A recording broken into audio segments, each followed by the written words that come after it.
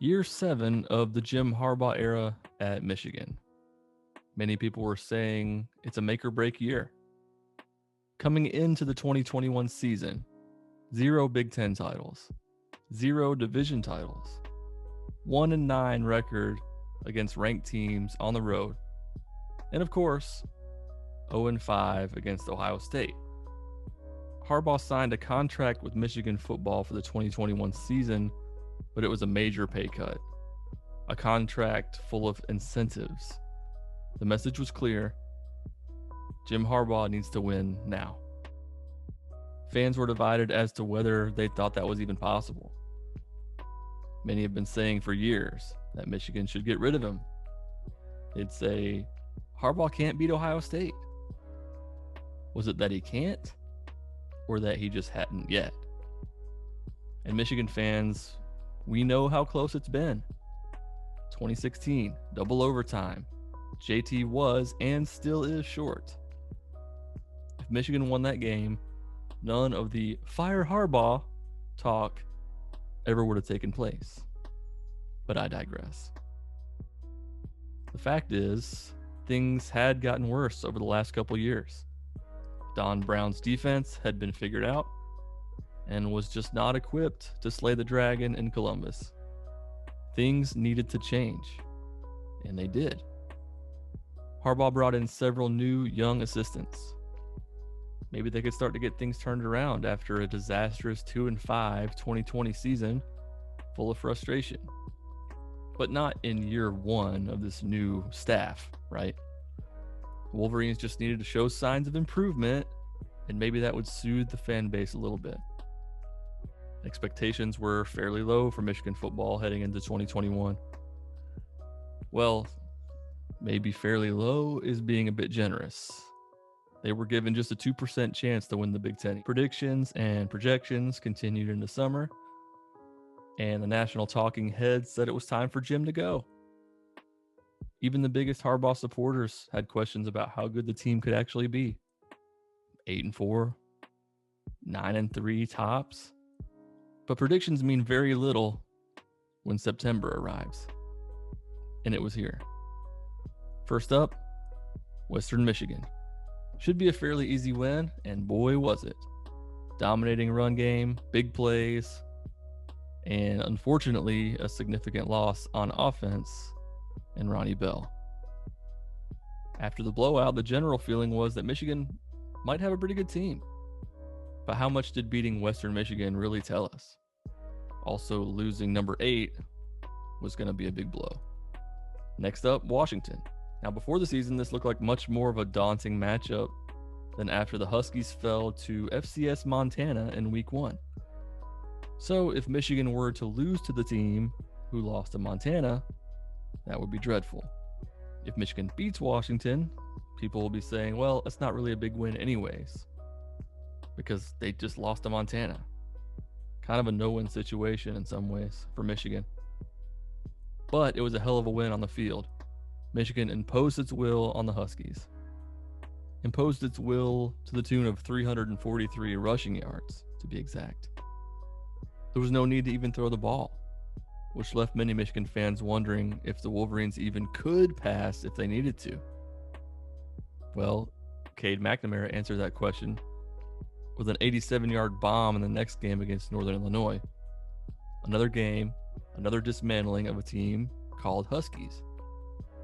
And Michigan was rolling now, but did any of us know whether or not they were actually good?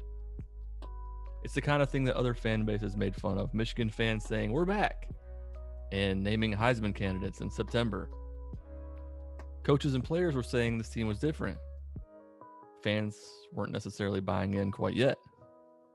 We'd seen Michigan bully lesser teams before, and this type of football is just not going to beat Ohio State. The real tests had yet to come. The increasing expectations seemed to come crashing down in week 4 in an ugly home win against Rutgers. Hey, a win is a win though, right? But is it? Michigan's offense looked abysmal, and fans were getting PTSD of the Hoke and Rich Rod eras, where all bets were off, and Michigan could lose any game, any given week, to any lesser talented team. But nonetheless, the Wolverines eked out a win with Camp Randall looming. Camp Randall, a place where Michigan hadn't won since 2001. Against Wisconsin, a team that thumped the Wolverines in the Big House just 11 months earlier. Under Jim Harbaugh, Michigan had looked unprepared on the road, especially against good teams, and double especially in hostile environments. Nonetheless, at Wisconsin, Michigan had a solid first half lead, and they were up 10 after the third quarter. After the third quarter, Camp Randall, we know what happens next. A certain group by the name of House of Pain requests that everyone jump around. And this was the moment that more of us started to feel like there truly was something different about this team. The whole Michigan sideline went nuts, jumping around and showing a looseness, if that's even a word, that we've yet to see from a Jim Harbaugh Michigan team. And then the Wolverines went on to crush the Badgers 38-17. A huge road win as an underdog. Michigan was starting to be talked about nationally again. Michigan players jumping around was an amazing moment, but it wasn't the moment that changed the Jim Harbaugh era. Michigan had to stay on the road the next week to play Nebraska. This game had all the makings of a letdown game, coming off the massive win at Wisconsin. But this Michigan team is different, right? They'll rise to the occasion. Strong first half from Michigan resulted in only 13 points. A trend was starting to develop. Get into the red zone, stall, let Jake Moody kick a field goal. This is the formula for how you let teams hang around, and that's what happened. Nebraska scored 22 points in the third quarter and took the lead into the fourth. Michigan fans collectively groaned, here we go again. After giving up chunk plays, feeling like the defense couldn't stop anything. But the players were anything but down and out. They were energized and ready to fight as thunderstruck blared throughout the stadium. The same energy going into the fourth quarter as the week before. But could they get the same result? The fourth quarter was a fight, and the Michigan defense was the unit that would rise to the occasion. As Nebraska quarterback Adrian Martinez tried to fight for extra yards, that's when fifth-year safety Brad Hawkins forced a fumble that led to Michigan kicking the game-winning field goal from the award-winning leg of Mr. Jake Moody. A huge game-winning play by Hawkins, but not the play that changed the Jim Harbaugh era at Michigan.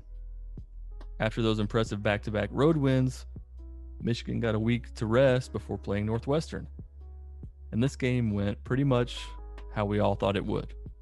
A heavy dose of Haskins and Corum dominated the Wildcats, and an easy W for the Wolverines. Paul Bunyan awaits.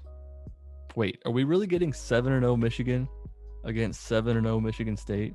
Seriously? Who would have expected this? Oh, that's right, nobody. Here it was, the ultimate opportunity for Jim Harbaugh and the Michigan Wolverines to make a statement. Revenge for last year's embarrassment. Show the country that Michigan is for real. Time to step up big on the road yet again. In the past, Michigan teams have simply not looked ready to win difficult road games. But the growing belief was that this team was different. This team was ready, and they showed it early. A 93-yard strike to freshman Andrell Anthony in the first quarter, a halftime lead, but once again, Michigan was settling for field goals, and this game was closer than it should have been. Add in some questionable calls by the refs. Well, I'm sure there are enough videos out there about that. Regardless of any points left on the field in the first half, Michigan came out firing in the second half, took a 30-14 lead. It looked as if they were about to cruise to 8-0. And then Kenneth Walker happened. And then the JJ fumble. And a loss. The Wolverines were stunned. The fans were stunned. And more of those same post-game feelings came rushing back. What could have been? listening to players talk about how all their goals are still in front of them while looking dejected. A familiar sight. The national media saying, same old Harbaugh, same old Michigan. Restless fans saying it's time for Jim to go. They had enough. Too many losses to rivals. He'd never take Michigan where they wanted to go. And all the while, Ohio State's out there starting to look like a national title contender. Was this just going to be another one of those seasons where Michigan had a good record but lost to its rivals? You know, we've seen several of those under Jim Harbaugh. 9-3, 10-2 with losses to rivals. Was this going to be another one of those seasons? A team that we were just starting to believe was different just whiffed on their chance to prove it. So, Operation Fix a Lot of Shit before the Ohio State game was in full effect. Michigan cut through Indiana like a hot knife through butter, but this Indiana team was a shell of the one that beat the Wolverines in 2020. Nobody was super impressed. And next up, a trip to Happy Valley. Flashbacks of Saquon Barkley in whiteouts made it easy for the dread to creep in. But luckily, this game was not at night. It was a noon kickoff, a little less intimidating. And after kickoff, this game was a staple of what Michigan had done well all season. Pulverizing running game, killer pass rush. Hassan Haskins, Aiden Hutchinson, David Ajabo. Michigan took a 14-6 lead in this game, but Penn State hung around. They converted 4 fourth downs in this game and eventually scored a touchdown and a 2-point conversion to tie it up, because of course they did. After Penn State tied it up, Michigan got the ball back with a chance to take the lead. And what happened? McNamara sacked, fumble, turnover. Instant field goal range for Penn State, which they convert. Now Michigan is down 21-17 and getting the ball back with under 6 minutes left. One more chance to prove what this team is made of, to show that they truly are different.